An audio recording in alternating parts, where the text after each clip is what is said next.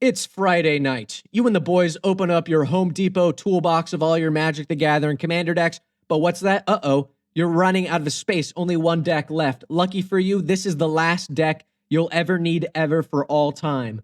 Before we get into it, of course, leave a like and subscribe. I'm an avocado that's talking about Magic the Gathering.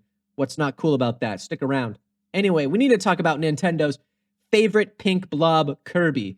Kirby is known for a couple main things, besides being your girlfriend's main in Smash, being Yarn sometimes, banger video game, by the way, and copying people's powers. That's the main one. So we're going to take a page from Kirby and have Sakashima the Imposter be our commander. He's 2 blue, legendary creature, human rogue, 3/1, that enters as a copy of any creature in play. That's really awesome, except its name stays the same, it's legendary, and we can pay some mana to return it to our hand at the end of turn. This is awesome, okay, because Avacyn or Shieldred or even Ulamog the Freak, okay? Doesn't matter what our opponents are playing, we can be it. Sakashima can be anyone, all right? And that makes this deck future-proof, all right? It works in any meta, no matter what, okay? It's sick. Let's look at Nowhere to Run, a cool new enchantment from Duskmourn. Let's say our opponents play it when it comes out, turning off Hexproof and Ward. I like that ability, so I'm going to copy it with Copy Enchantment. It does what it says on the box. Or we can also cast Court of Vantress. 2 blue, enters, and we become the Monarch. I like that.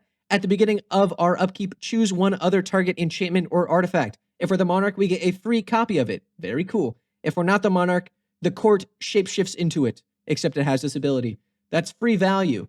Now, maybe you play with a lot of Boros equipment decks at your table. That doesn't matter. Maybe they even throw in a chainsaw from Duskmourn. Seriously, that set's going to be sick. Anyway, we have Mirror Maid, 1 blue, enters as a copy of any artifact or enchantment on the battlefield. So that's now a free sword for us. Or we can straight up steal it with Grip of Phyresis, which is what they called me in college. Wink, wink. 2 and a blue, instant gain control of target equipment, then create a 0/0 black germ creature token and attach that equipment to it. So now we can steal their swords, their Hammer of Nazans, etc., etc. It's a good card. The stronger they are, the stronger we are. That's the whole point. Now you might be wondering, what about like ramp and mana and win conditions? Well, we'll take it piece by piece. First, ramp. Kodama's Reach, Cultivate, Explosive Vegetation. I dare them to cast these spells because we've got Wandering Archaic. This 5 mana Chad avatar. Whenever an opponent casts an instant or sorcery spell, they may pay 2 mana. We hope they don't. If they don't, you may copy that spell. You may choose new targets for the copy. So now we just get free land. Boom. Easy enough. Or maybe they throw in a Farhaven Elf.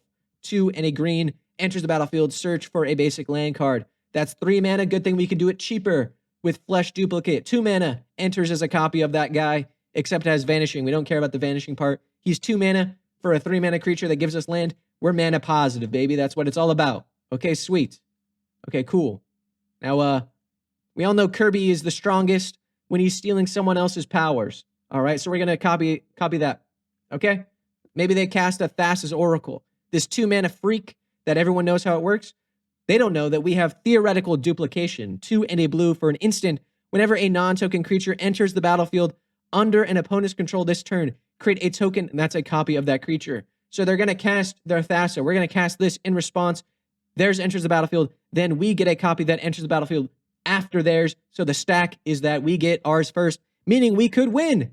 Bing, bada, boom, bada, bam. They didn't expect that. Exactly. So we can win with their win cons. That's what we're all about, baby. Okay?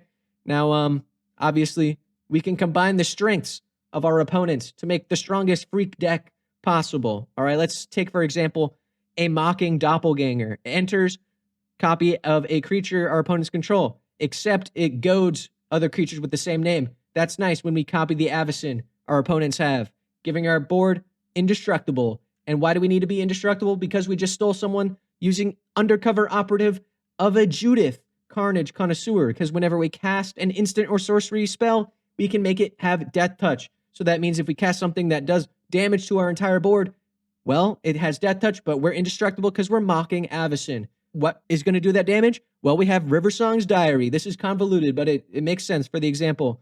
3 mana Imprint. Whenever someone casts an instant or sorcery spell, boom.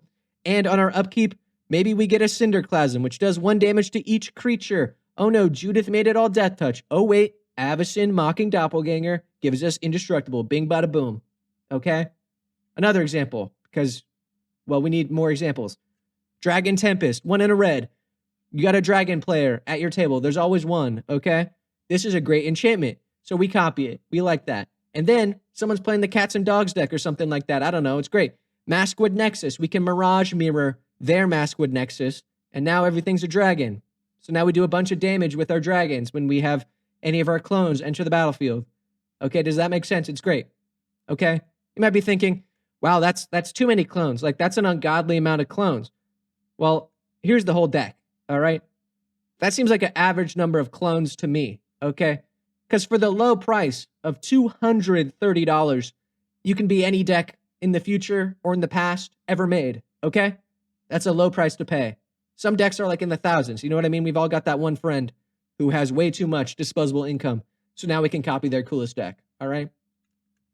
Nothing good to copy? You say to yourself, well, maybe we just use Visage Bandit and plot him and just wait, because we can plot him and he just sits there until something cool happens, and then we can bring him in, all right? So we can always just, copy ahead of time. Anyway, by the end of the game, you should look like a freak monstrosity of nature. All the best cards your opponents have splintered together, I guess. That's the whole, you don't have to improve. You don't have to add any cards to your deck. You just hope your opponents have good cards, and then you could be them. Or if they have bad cards, then you're on the same playing field, so it's fun. That's the end of the video, though. If you liked it, leave a like. If you subscribe. Would you build this deck? Would you play this deck? Leave it in the comments down below. And if you have some extra money lying around from saving all the money you would build decks with convoluted sentence, donate to the children in Palestine using the link in the description down below. I hope to see you in the next one. Peace out.